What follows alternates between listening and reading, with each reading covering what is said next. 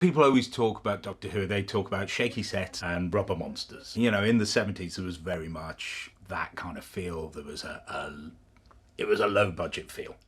However, for this red-eyed, creepy creature, the design team at Millennium FX were challenged with a slightly different approach. It's kind of an odd thing where you're building a rubber monster and then someone says, right, build a rubber monster of the same rubber monster, but it's a rubbish rubber monster, and that one's real and this one's a bit rubbish. So it's like, how rubbish is it?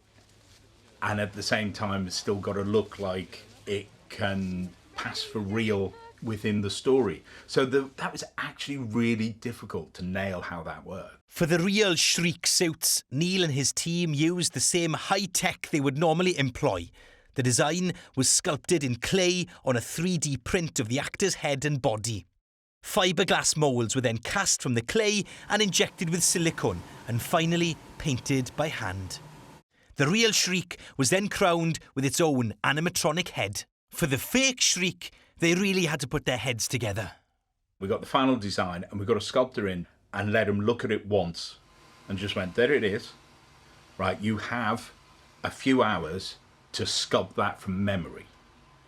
And what that meant is he ended up just hitting the main points, but all the detail was kind of lost. So it was someone's impression of the Shriek.